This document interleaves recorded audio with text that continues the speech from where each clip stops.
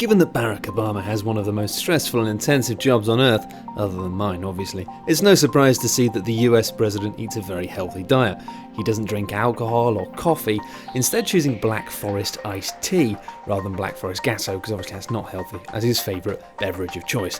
He can't tolerate ice cream at all, as he worked at a Baskin Robbins in his teenage years and hated it.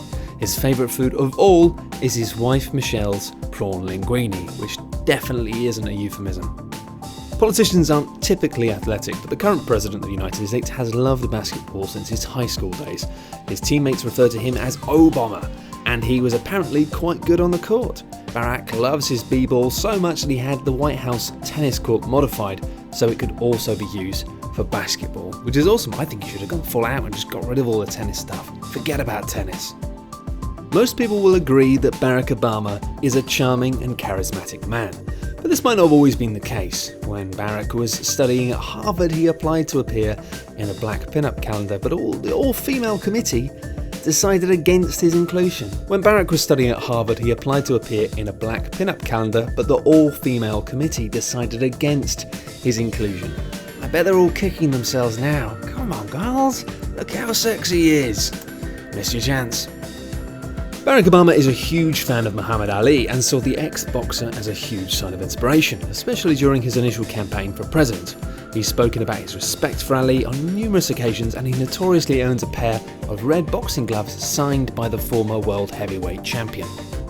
It's possible that politics was already in the blood of the current US president, as his father Barack Hussein Obama Sr. was a senior economist in the Kenyan government.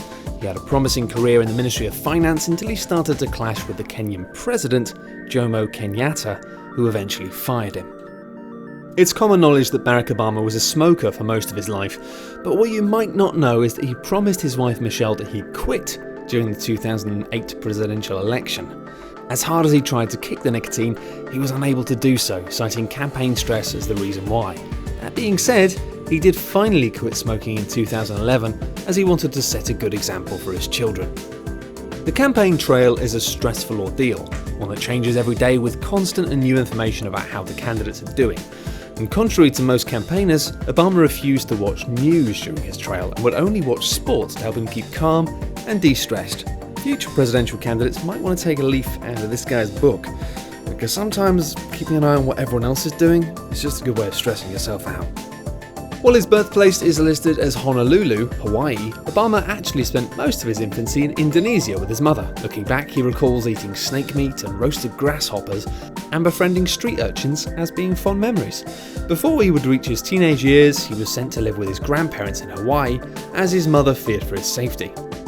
On a related note, Obama's family was split from a very young age. His parents divorced while Barack was only 2 years old, and as a result he almost never saw his father as he relocated back to Kenya after the separation was finalised. In his memoirs, Barack recalls never having a father figure and constantly wondering what kind of a man his father was. If for some reason you didn't think Barack Obama was talented enough, it might surprise you to know that he has 2 Grammys. The category in question was Best Spoken Word Album, the audiobook version of his 2 autobiographies, Dreams from My Father and The Audacity of Hope.